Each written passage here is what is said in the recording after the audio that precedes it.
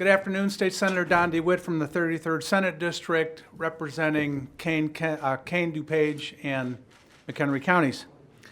As expected, rather than examining how his own policies have crippled the state of Illinois, Governor Pritzker laid the blame for Illinois' financial problems at the feet of the Trump administration and our folks in Washington.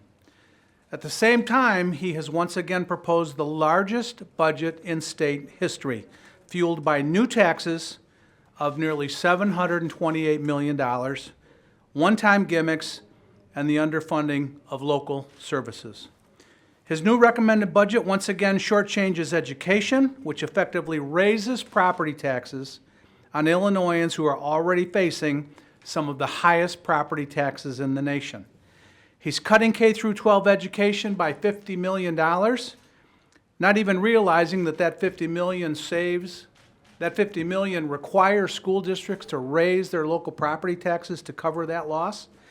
And he's only raising higher education by 1%. 1% that doesn't even cover CPI.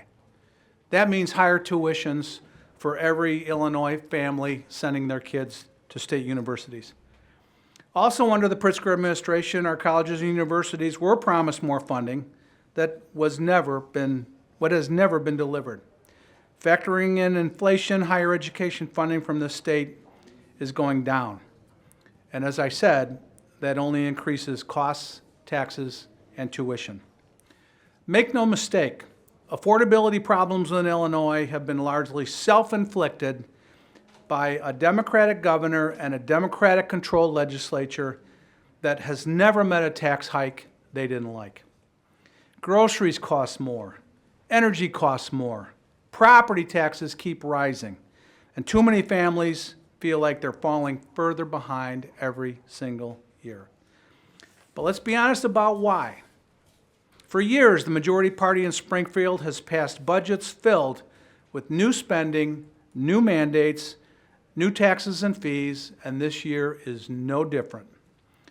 Since Governor J.B. Pritzker took office, state spending alone has grown by nearly 40%. That's not the result of federal policy. That's a direct result of decisions made right here in Illinois by Governor J.B. Pritzker and his Democratic legislative leaders.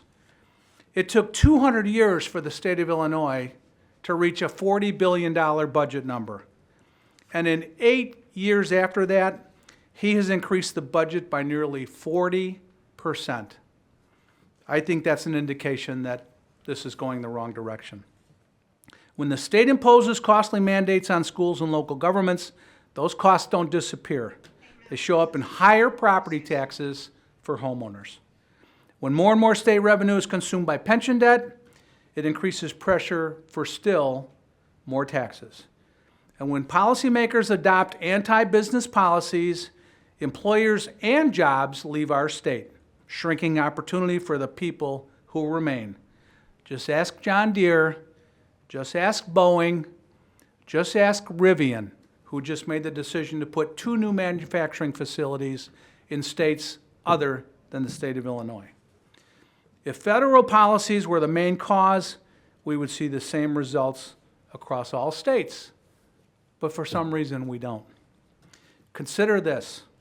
The U.S. GDP, gross domestic product, has grown by leaps and bounds over the last several years, with some number crunchers listing that growth at well over 40%. During that same time frame here in Illinois, GDP growth has been dismal, less than 5%. Check out the most recent report from COGFA. They will share Moody's information that has a lot of the information where those calculations came from. That gap tells us something important. State policy choices matter. If Illinois' economy simply grew at the same rate as the national average, we'd be in much better shape today. A growing GDP translates to a thriving economy. And in Illinois, there's a staggering difference in GDP growth between Illinois and the rest of this nation. That blame lies squarely at the feet of Illinois Democrats, lawmakers, and Governor Pritzker, who are pushing through policies that hurt rather than help Illinois policy, Illinois taxpayers, and Illinois business owners. Illinois can be more affordable, but that will only happen when we stop passing costly, short-sighted policies and start focusing on responsible spending, economic growth, and real tax relief for working families. Affordability, I don't think the Democrats in this state know the meaning of the word. Thank you.